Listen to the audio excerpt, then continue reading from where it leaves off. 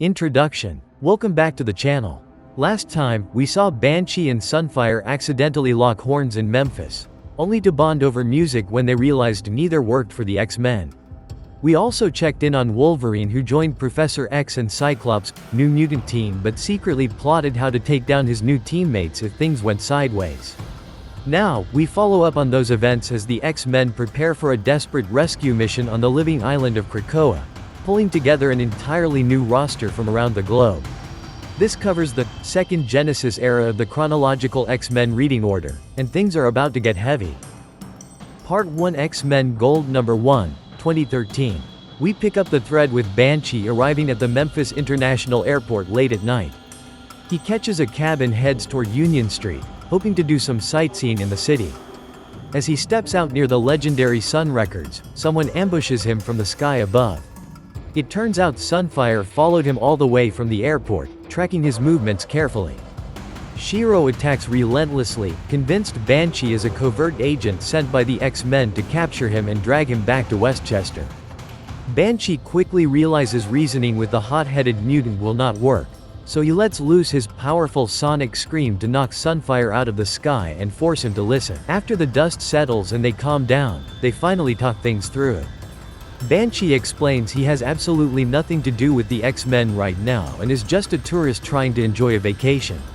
Sunfire admits he jumped to conclusions and apologizes for the unprovoked attack. They end up discovering a shared appreciation for classic American music, specifically discussing their mutual respect for Elvis Presley and Johnny Cash. The two mutants agree to part ways peacefully, leaving the X-Men behind them, at least for the time being. This brief misunderstanding proves exactly how tense things are for mutants worldwide, especially those who want absolutely nothing to do with Charles Xavier's squad. They both value their independence and refuse to be dragged into anyone else's war. However, their peaceful resolution won't last long, because Xavier already has his sights set on both of them for an upcoming rescue mission. Neither mutant realizes just how soon they will receive another call to action, pulling them right back into the dangerous world they tried to escape.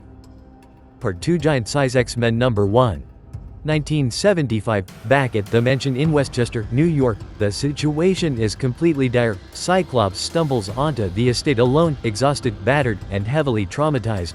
Professor Xavier rushes out to meet him, frantically asking what happened to the rest of the team. Scott is barely holding it together, struggling to even speak. He explains that the X-Men went to the South Pacific to investigate a massive mutant energy signature on the island of Krakoa, but the entire mission was a deadly trap. The island itself was alive, a sentient landmass that captured Marvel Girl, Angel, Iceman, Havoc, and Polaris. Cyclops only escaped because Krakoa intentionally let him go, wanting him to bring back more mutants for it to feed on. To make matters worse, the intense trauma has completely short-circuited Scott's control over his optic blasts. His eyes glow with raw, unrestrained energy that threatens to destroy everything around him. Xavier quickly blindfolds him and gets to work modifying his ruby quartz visor, upgrading it to contain the newly amplified power. Scott is drowning in guilt and self-hatred. He feels like he abandoned his family to die and wants to rush right back to the island to save them, even if it means dying alongside them. Xavier firmly tells him to slow down and think rationally. They cannot defeat Krakoa alone, and rushing in blindly will only get Scott killed. The professor reveals he has been tracking several other mutants across the globe for a potential backup team, and the time has finally come to bring them all together. Cyclops hates the idea of dragging complete strangers into this nightmare, but he knows they have no other choice if they want to save his friends. They start reaching out to these candidates, setting the stage for an entirely new era of X-Men.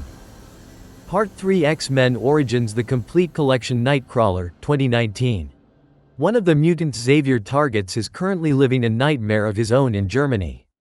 Kurt Wagner, also known as Nightcrawler, is a mutant with a demonic appearance, blue fur, yellow eyes, 3 fingers on each hand, and a prehensile tail. Despite looking like a devil, he is deeply Catholic and possesses a kind, gentle soul. His main mutant ability is teleportation, which allows him to travel short distances in a puff of brimstone and smoke. He is also a master acrobat, using his tail to hang from rafters and wield weapons. Kurt grew up in a traveling circus run by a cruel man named Herr Getman. Getman abused Kurt for years, treating him like an animal and forcing him to perform dangerous stunts for paying crowds. Kurt's foster mother, Margali, tried to protect him, but Getman eventually poisoned her to keep Kurt in line. After Margali tells Kurt to run for his life, he escapes into the dark woods. A vicious mob chases him down, led by the angry Getman. Kurt manages to find temporary sanctuary in a small, quiet church run by Father Wagner. The priest takes him in without hesitation, showing him the first real kindness he has ever experienced from a stranger. Unfortunately, Getman tracks him to the church and sets the building on fire, determined to burn the demon alive. Kurt teleports the priest to safety just in time, but the flames completely consume the church. Just as Getman prepares to shoot Kurt in cold blood, Professor Xavier arrives and freezes the angry mob with his telepathy. He offers Kurt a chance to leave his painful, tragic past behind and join the X-Men, where he can use his unique gifts to actually help people instead of hiding from them. Kurt eagerly accepts the offer, officially taking the name Nightcrawler. Part 4 Giant-Size X-Men No. 1, 1975. Xavier continues his recruitment drive around the world. He travels to Kenya to find a mutant worshipped as a goddess. Aurora Munro, known as Storm, is a mutant with the ability to manipulate the weather. She can summon rain, command lightning, create blizzards, and ride the wind to fly. Born in America but raised in Egypt, she wandered into the Serengeti after her parents died and began using her powers to help local tribes survive brutal droughts. She lived in harmony with the land, revered as a literal goddess by the people she saved. Aurora possesses a deep, spiritual connection to the Earth, feeling the planet's atmospheric changes as if they were her own emotions. Despite her immense power, she suffers from severe claustrophobia, a lingering trauma from being buried under rubble as a child. She is fiercely independent, deeply compassionate, and completely unused to the modern, Western world. Her transition from a worshipped deity in the open plains of Africa to a student in a crowded American city will test her limits, but her regal presence and raw power make her an instant powerhouse for the new team. Xavier approaches Aurora and explains that she is not a goddess, but a mutant. He asks her to leave her comfortable life in Africa and help him save the world. She agrees to join his cause. Next, Xavier heads to a reservation in Arizona to recruit an angry young man. John Proudstar, known as Thunderbird, is an Apache mutant with superhuman strength, speed, stamina, and durability. He is fiercely proud of his Native American heritage but carries a massive, heavy chip on his shoulder. John feels like the world has constantly beaten his people down, and he harbors a deep resentment toward authority figures. He served in the military, where he lost his uncle, leaving him with severe survivor's guilt. John constantly pushes himself to the limit, desperate to prove he is the strongest, fastest, and bravest warrior in any room. He views every interaction as a challenge and refuses to back down from a fight, even when the odds are completely against him. His reckless nature and explosive temper make him incredibly difficult to work with, but his sheer physical power and unyielding determination make him a dangerous opponent on the battlefield. Xavier challenges John's pride, telling him he has the power to do something meaningful instead of just complaining about his lot in life. John takes the bait and agrees to join the team. Part 5 X-Men Origins The Complete Collection Colossus, 2019. The final recruit lives on a collective farm in Siberia. Peter Rasputin, known as Colossus, is a gentle giant with the mutant ability to transform his entire body into organic steel. In this armored form, he possesses incredible superhuman strength, stamina, and is virtually indestructible. He does not need to breathe, eat, or drink while transformed, allowing him to survive extreme conditions. Despite his immense physical power and imposing stature, Peter is a peaceful artist at heart. He prefers painting landscapes over fighting and cares deeply for his family, especially his little sister Ileana. Raised on a farm, Peter is humble, polite, and completely dedicated to doing the right thing. He struggles with the violence inherent in being a superhero, often hesitating to use his full strength out of fear of hurting someone. However, when his friends or family are threatened, he will throw himself into harm's way without a second thought, acting as the ultimate shield for the people he loves. Peter's older brother Mikhail was a celebrated cosmonaut who supposedly died in a tragic shuttle accident. In reality, the Russian government discovered Mikhail was a mutant and faked his death to use him as a covert operative. A Russian intelligence agent named Vazin finds out about Peter's powers after Peter saves Ilyana from a runaway tractor. Vazin wants to protect the young boy from suffering the exact same terrible fate as Mikhail, so he mentally contacts Professor Xavier on the astral plane. Xavier immediately visits Russia and speaks to Peter directly. He warns him that the government will eventually come for him, and if he tries to resist, they will hurt his family to force his compliance. Xavier offers Peter a safe place at his school in America, promising to teach him how to use his powers and protect the people he loves. Realizing he cannot stay on the farm without putting his parents and sister in constant danger, Peter says a tearful goodbye to his family and leaves with the professor, ready to become a hero. Part 6 X-Men Origins: The Complete Collection Wolverine, 2019. While Xavier gathers the others, we get a much closer look at Wolverine's situation before he officially joins the team. Logan had spent a significant amount of time as a captive of the brutal Weapon X program, where shadowy scientists wiped his memories and painfully bonded the indestructible metal adamantium to his skeleton and claws. The agonizing process pushed him completely into a feral state, and he slaughtered his captors before escaping into the frozen Canadian wilderness. James and Heather Hudson eventually found him wandering in the snow and helped him regain a small shred of his lost humanity. He went to work for the Canadian government's Department H, hoping to do some good and make up for his violent past. However, his military superiors treated him like a mindless weapon, constantly pushing him to kill targets without question. Logan absolutely hated what he was becoming and resented the lack of respect. When Xavier visits Department H to recruit him, the military commanders try to throw the professor out of the building. Xavier simply freezes everyone in the room with his mind and offers Logan a clean way out. He tells Logan he is much more than just a rabid killer and invites him to join the X-Men. Logan, tired of being treated like a dog on a short leash, quits Department H on the spot. He leaves with Xavier ready to see if this new team can help him find some real peace. Logan knows he carries a massive amount of baggage and a terrible temper, but the idea of fighting for a noble cause appeals to the buried honorable man inside him. He trades his government handler for a telepathic mentor, taking his first tentative steps toward becoming a genuine superhero instead of a government assassin. Part 7 Giant Size X-Men No. 3, 2005. With the new roster fully assembled at the mansion, Cyclops immediately throws them into the danger room to see exactly what they can do in a combat scenario. It does not go well at all. These are stubborn, fiercely independent loners who have absolutely no idea how to work together. Wolverine openly mocks the training exercise and complains loudly about wearing a brightly colored superhero costume. He quickly gets in Thunderbird's face, insulting his pride, and the two immediately start throwing heavy punches at each other. Colossus tries to step in and break them up peacefully, but Wolverine slashes at him with his claws, wanting to test the durability of the Russian's metal skin. Sunfire gets incredibly annoyed by the entire childish spectacle and threatens to burn everyone in the room to a crisp if they don't stop. The room quickly devolves into a chaotic, violent free-for-all as the recruits let out their pent-up frustrations on each other. Storm finally steps up, refusing to let them act like rabid animals in a cage. She summons a massive, blinding lightning strike inside the small room, shocking everyone into total submission. Cyclops watches the disaster unfold from the control booth, completely exasperated. He realizes that this specific group lacks the deep family bond the original X-Men had.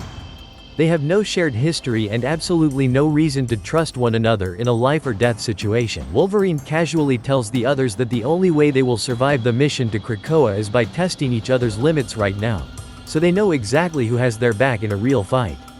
It is a harsh, unorthodox lesson, but it actually works to snap them out of their petty brawl and get them focused on the real enemy. Part 8 X-Men Gold No. 1, 2013. Wolverine takes that harsh lesson to heart and decides to run his own private danger room session late at night.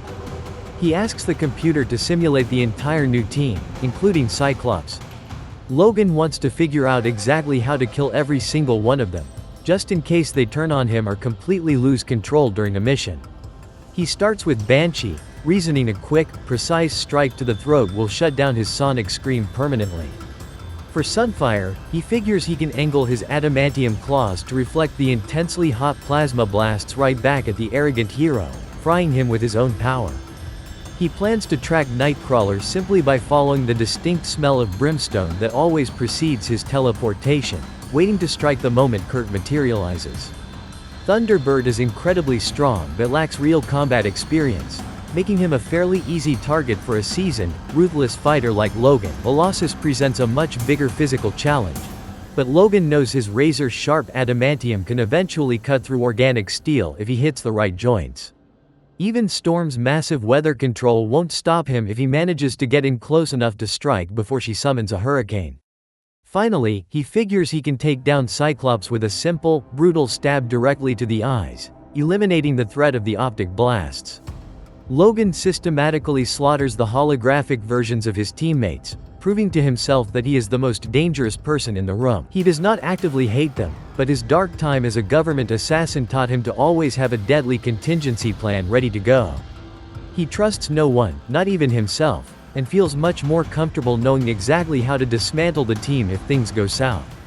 It shows just how deeply his Weapon X programming and survival instincts run, keeping him isolated even when surrounded by potential friends. Part 9 Giant-Size X-Men No. 1, 1975.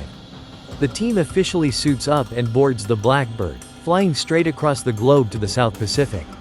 Cyclops briefs them on Krakoa, explaining that the island itself is basically a giant mutant that constantly feeds on energy to survive. Once they land on the beach, Cyclops splits them into smaller squads to cover more ground and avoid getting wiped out in a single attack. Sunfire and Nightcrawler take to the air, Storm and Colossus push their way through the dense jungle, and Wolverine and Banshee scout the outer perimeter. Almost immediately, the island begins its attack. Massive vines grab at their legs, mutated animals swarm them from the trees, and the very earth tries to open up and swallow them whole. The new X-Men fight back with everything they have, slowly and painfully pushing toward the center of the island. They eventually discover an ancient, ruined temple where the original X-Men are hooked up to massive, pulsing vines, having their mutant energy violently drained to keep Krakoa alive. Cyclops unleashes his optic blasts to cut the vines and free his old friends. The original team is incredibly weak but alive. However, the island gets angry at losing its food source and rises up to crush them all under millions of tons of rock. Professor Xavier connects with their minds telepathically from the mansion and tells them they must combine their powers immediately. Storm summons a massive hurricane while Polaris aggressively manipulates the magnetic field. Together, they severely disrupt the island's gravity, launching Krakoa straight into outer space. The combined team barely escapes on the Blackbird as the island disappears into the cold void. They fly back home, exhausted but victorious.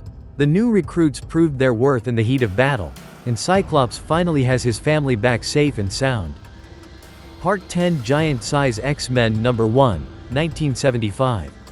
Back at the mansion, the mood is surprisingly tense instead of celebratory. The original X-Men are struggling to deal with the uncomfortable fact that they were replaced so quickly by a bunch of complete strangers. Iceman is particularly hostile, openly telling the new recruits they do not belong in his home. Nightcrawler tries to be friendly and share a beer with him to break the ice, but Bobby aggressively brushes him off. Meanwhile, Wolverine spots Jean Grey and immediately starts hitting on her. He is overly aggressive, completely ignoring her obvious discomfort as he crowds her space. Angel sees this happening and flies into a protective rage, attacking Wolverine to defend Jean's honor. Logan instantly pops his claws and nearly guts Warren, proving just how unstable and dangerous he really is. Storm has to summon a massive indoor monsoon to force them apart and cool everyone down. Jean Grey, also known as Marvel Girl, is an original founding member of the X-Men with powerful telekinetic and telepathic abilities. She can read minds, project her thoughts, and move heavy objects simply by thinking about them.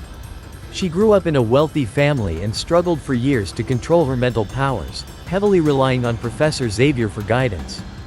Jean is deeply compassionate and fiercely protective of her friends, but her powers often leave her feeling overwhelmed. She goes to talk to Professor Xavier and admits she is terrified.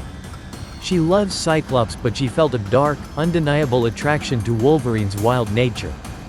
Jean tells the professor she desperately needs to figure out who she is outside of the X-Men and experience a normal life. Xavier understands completely and tells her she is always free to leave the nest. Part 11 Uncanny X-Men number 94, 1975. The building tension finally boils over, and the original X-Men make a massive, life-changing decision. Jean, Angel, Iceman, Havoc, and Polaris all pack their bags and head for the door. They tell Xavier they have grown up and want to live normal lives outside the restrictive walls of the mansion. Sunfire also aggressively quits, stating he only came to help with the rescue mission and has absolutely no interest in staying with a bunch of idealistic fools.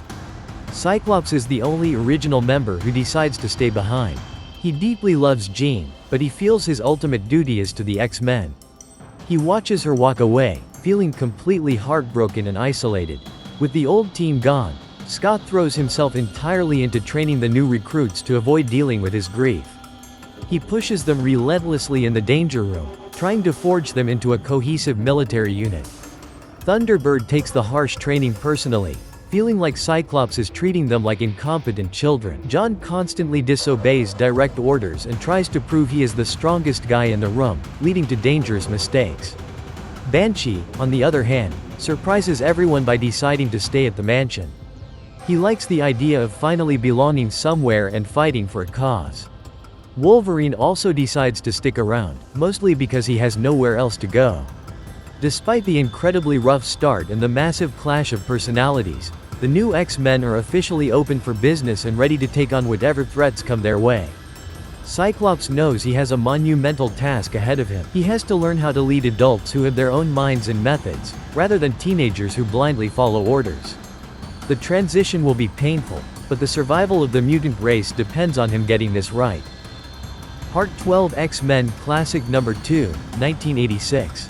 Jean Grey and Aurora decide to spend an afternoon shopping in New York City before Jean officially leaves to start her new life. Aurora is completely overwhelmed by the deafening noise, the towering skyscrapers, and the massive crowds. She feels disconnected from nature and struggles to breathe in the concrete jungle.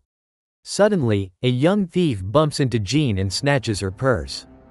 Jean panics and uses her telepathy to track him as he runs down into the crowded subway, but she forgets to properly shield her mind. The sheer volume of frantic thoughts from thousands of commuters hits her all at once, dropping her to the floor in absolute agony. Storm sees her friend collapsing in pain and completely loses her temper. She summons hurricane-force winds inside the enclosed subway station to aggressively scatter the crowd and corner the terrified thief. Jean manages to recover her focus and uses her telekinesis to silently levitate the boy into the air, scaring him into dropping the stolen purse. After they escape the subway and calm down, the two women have a deep conversation about the incredibly heavy burden of their powers. Jean admits she hates reading minds because it makes her feel violated, and she lost control out of pure, unadulterated fear. Storm confesses she is terrified of living in the claustrophobic city and constantly fights the powerful urge to run back to the open plains of Africa. They bond over their shared, hidden struggles, realizing they are both just trying to find a place where they truly feel safe. This quiet moment of vulnerability cements a deep friendship between the two women. Jean realizes that even though she is leaving the team, she will always have a sisterhood with Storm. Aurora learns that even someone as experienced as Jean struggles with fear, making her feel much less alone in this strange new world. Part 13 Giant-Size X-Men number 4, 2005. Thunderbird's deep-seated anger issues continue to cause massive problems for the new team. He hates following Cyclops' strict orders and feels like he has something to prove every single minute of the day. During a particularly intense danger room session, he gets into a brutal, bare-knuckle fistfight with Wolverine. Logan absolutely wrecks him, using his superior combat experience and ruthless tactics to easily counter John's raw, unpolished strength. John stubbornly refuses to stay down, taking hit after hit until Cyclops finally cuts the power and ends the simulation. John storms off to his room, feeling completely humiliated and angry at the world. Alone in the dark, he talks to the ghost of his Uncle Jack, a painful memory that constantly haunts him. John feels like he should have died in the war instead of his uncle, and he carries massive, suffocating survivor's guilt. He admits he joined the X-Men hoping to find a glorious death in battle to make up for his past failures. Meanwhile, Professor Xavier pulls Wolverine aside for a serious conversation. He tells Logan that Cyclops is deeply struggling to lead the team and desperately needs support from the older members. Xavier bluntly asks Logan to stop undermining Scott's authority and start acting like a dependable teammate. Logan thinks Xavier is completely crazy for putting any faith in a killer like him, but he grudgingly agrees to back off and gives Cyclops a fair chance to prove himself as a capable leader. Wolverine realizes that tearing the team apart from the inside won't help anyone, and if he really wants to make a fresh start, he has to learn how to fall in line. Thunderbird, however, remains trapped in his own head, pushing himself closer and closer to the edge in a desperate bid to find redemption through violence. Part 14 X-Men Classic Number 10, 1987. Wolverine spends a few days wandering around the gritty streets of Manhattan, trying to get a feel for his new home. He hates the massive crowds and the constant noise, strongly preferring the quiet isolation of the wild. As he drinks alone in a neighborhood dive bar, his enhanced senses pick up a familiar, terrifying scent that makes his blood run cold. Victor Creed, known as Sabretooth, is a brutal mutant assassin with powers very similar to Wolverine's. He possesses enhanced senses, superhuman strength, razor-sharp claws, and a massive healing factor that allows him to survive fatal injuries. Unlike Logan, who constantly fights his animalistic urges, Sabretooth actively embraces his savage nature. He is a pure psychopath who loves hunting, torturing, and inflicting pain on his victims. Sabretooth has a long, bloody history with Wolverine, often showing up just to torment him and remind him of the monster he tries so hard to hide. Creed is larger and physically stronger than Logan, using his massive size to overwhelm his opponents in close-quarters combat. He operates completely without morals or empathy, acting purely on predatory instinct and a twisted desire to prove he is the ultimate apex predator. Sabretooth brutally attacks Wolverine in the alley behind the bar. The fight is incredibly violent, spilling down into the subway and across the city blocks. Sabretooth constantly taunts Logan, laughing maniacally as he tears into him. Wolverine quickly realizes he is fighting entirely on Sabretooth's terms and taking way too much physical damage. To survive the night, Logan has to let go of his fragile humanity and completely give in to the berserker rage he hates so much. He unleashes the animal inside and fights back with pure, unhinged savagery, eventually forcing Sabretooth to retreat into the shadows. Logan is left bleeding and exhausted in Battery Park, realizing that no matter how hard he tries to be a noble hero, the killer inside him will always be there waiting to get out. Part 15 Avengers number 137, 1975. While the X-Men deal with their roster changes and personal demons, the Avengers are facing a massive crisis of their own. Thor, Iron Man and the Vision are the only active members left in the mansion after a long series of sudden departures. They hold a serious meeting to figure out exactly what to do about their depleted ranks. Iron Man proposes adding Moondragon to the team. She quickly accepts the offer, wanting to learn much more about humanity and use her telepathic powers to help people. Thor suggests they reach out to former members to fill out the rest of the empty spots. They send out a call, and Hank Pym, currently operating as Yellowjacket, answers it. He brings his wife, Janet Van Dyne, the Wasp. Hank wants to stick to his quiet lab work, but Janet is incredibly bored and wants to go adventuring again. Surprisingly, another former hero shows up at the door looking for a spot on the team. Hank McCoy, the Beast, is one of the original founding members of the X-Men. He initially possessed superhuman agility, speed, strength, and oversized hands and feet. After leaving the X-Men to work as a genetic researcher, an experiment gone wrong caused him to mutate further. The process covered his entire body in blue fur, gave him fangs and claws, and left him with a much more animalistic appearance. Despite his terrifying looks, Hank is a brilliant scientist with a massive vocabulary and a deeply intellectual mind. He constantly quotes literature and uses complex words, masking his insecurities about his freakish appearance with humor and charm. Hank is incredibly loyal and brave, willing to throw himself into extreme danger to protect his friends. The Beast asks to join the Avengers, looking for a new place to belong after spending so much time hiding in the shadows. The team happily welcomes him, glad to have some fresh blood and a brilliant mind to help them out. Part 16 Avengers number 138, 1975. The newly expanded Avengers roster gets put to the ultimate test almost immediately. A mysterious, incredibly powerful villain known as the Stranger attacks them right inside Avengers Mansion. He uses devastating mind blasts to drop most of the team to the floor, actively searching the building for the Scarlet Witch. Thor manages to fight through the intense mental assault and uses his hammer to force the Stranger to retreat before he can do any permanent damage. The team regroups and tries to figure out exactly what the villain wants with Wanda. They quickly realize the Stranger is tracking specific mutant energy signatures across the globe. Thor, Iron Man and Moondragon decide to act as bait to draw him back out. They fly the Quinjet out over the open ocean, hoping the Stranger will lock onto Moondragon's telepathic signature and attack them again away from innocent bystanders. The risky plan works perfectly, and a massive energy beam strikes their ship from space, nearly blowing them out of the sky. They realize the attack is actually coming from a hidden satellite orbiting the Earth. Thor and Iron Man prepare to fly straight up into the atmosphere and confront the villain directly, leaving the rest of the team to handle things down on the ground. The Avengers realize they are dealing with a threat that operates on a cosmic scale, and they have to push their powers to the absolute limit if they want to survive the encounter and figure out why mutants are suddenly being targeted. The tension is palpable as the heroes brace themselves for a space battle.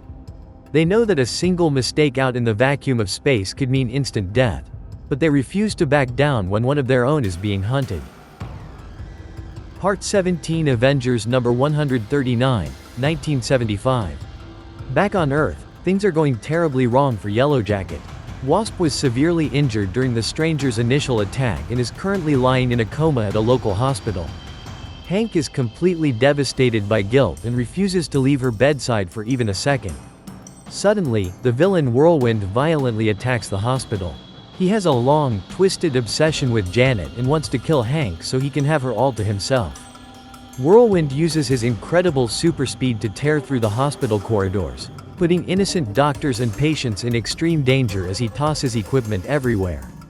Yellowjacket fights back, but he is heavily distracted by his overwhelming worry for Janet. Whirlwind manages to knock Hank around the room, using his blinding speed to avoid taking any solid hits from the Avenger. The fight quickly spills out into the busy street, and Hank realizes he has to take a massive, life-threatening risk to win. He decides to use his size-changing powers to grow into a massive giant, something he specifically promised Janet he would never do again because it causes severe, permanent physical strain on his body. The desperate gamble pays off, and Giant Man manages to crush Whirlwind and end the threat. But the victory comes at a heavy, terrifying cost. Hank's body begins to shut down from the immense stress, proving that he pushed himself way too far to save the woman he loves. He wanted to protect her, but in doing so, he might have just signed his own death warrant. The Avengers are completely stretched thin, fighting battles on multiple fronts while trying to keep their team alive. Part 18 Avengers number 140, 1975.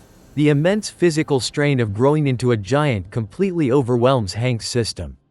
He collapses in the middle of the street, completely unable to shrink back down to his normal size. The doctors rush him into emergency care and quickly realize that a strange, dormant microbe in his blood is reacting terribly to the size change.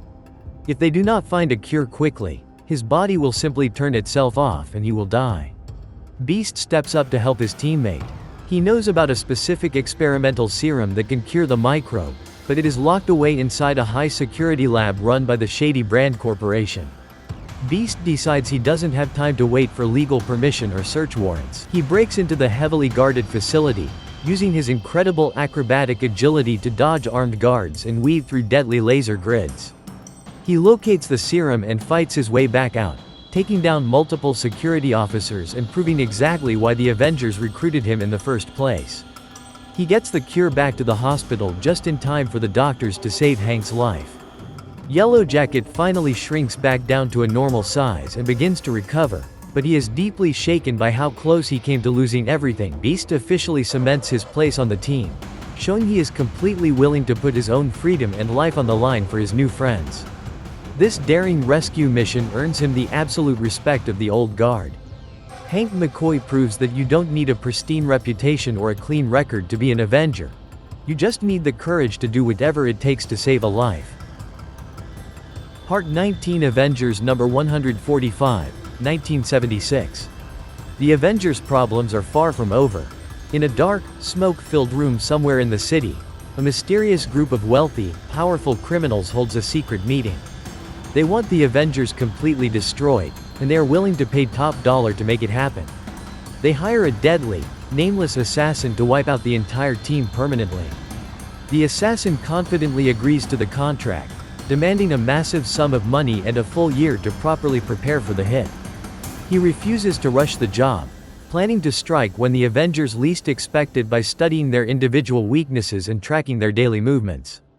The criminals agree to his steep terms, setting the stage for a massive, heavily coordinated attack that the heroes won't see coming. Meanwhile, Captain America is out on the gritty streets, fighting a group of armed thugs trying to rob a local business. He easily takes them down using his shield and superior hand-to-hand combat skills, feeling good about his abilities. He has absolutely no idea that the assassin is already watching him from the shadows, quietly gathering data on his fighting style and reaction times. The Avengers are walking right into a deadly, long-term trap, and the people pulling the strings have enough money and patience to ensure they do not fail. The heroes believe they are just dealing with everyday crime, completely unaware of the massive target painted on their backs. The assassin methodically plots out how to dismantle the team, knowing that taking out their leader first will throw the rest of them into chaos. He waits for the perfect moment to strike, proving that the most dangerous villains are the ones who refuse to rush into a fight blindly. Part 20, Avengers number 146, 1976. The patient assassin finally makes his move.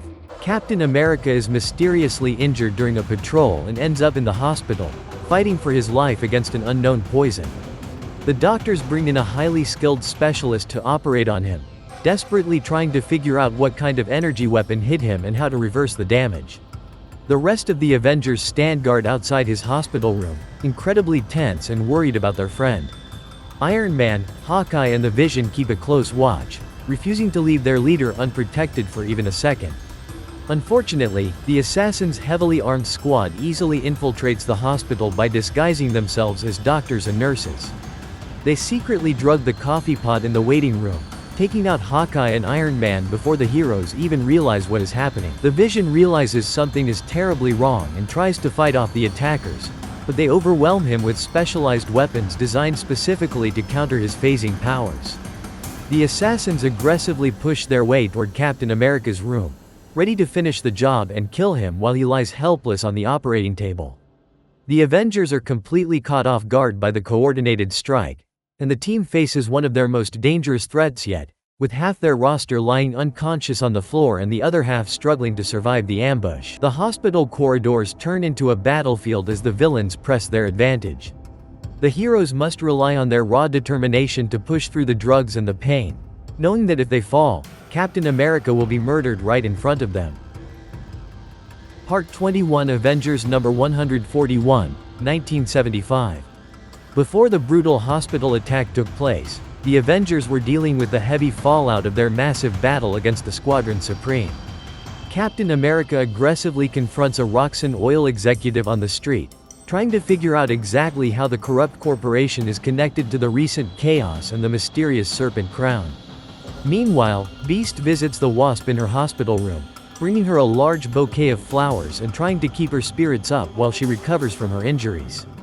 He runs into Hank Pym, who is still incredibly angry and frustrated by everything that has happened to his wife.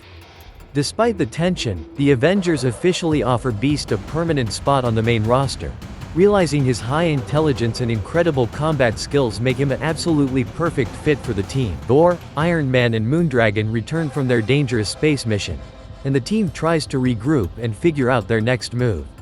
The constant, unrelenting attacks and shifting roster leave them feeling deeply unsettled, but they know they have to stay united if they want to survive. Beast finally gets a place where he feels truly respected, moving on from his days as an outcast X-Man and stepping into the big leagues with Earth's mightiest heroes. He knows the road ahead will be incredibly difficult, but he is ready to face whatever comes next alongside his new friends. His transition from mutant outcast to celebrated Avenger marks a massive turning point in his life. He no longer has to hide his furry blue appearance. Instead, he embraces it, using his unique gifts to protect a world that used to fear him. The Avengers are stronger with him on the roster, ready to tackle the endless stream of threats headed their way. Conclusion. That wraps up this deep dive into the second genesis of the X-Men and the shifting rosters of the Avengers. We saw a new generation of mutants step up to the plate, the original X-Men walk away to find themselves, and Wolverine struggling to keep his inner animal on a leash. Plus, Beast found a new home swinging with Earth's mightiest heroes. The stakes are higher than ever, and the mutant world will never be the same. If you enjoyed this breakdown, like the video and subscribe to the channel for more chronological comic summaries.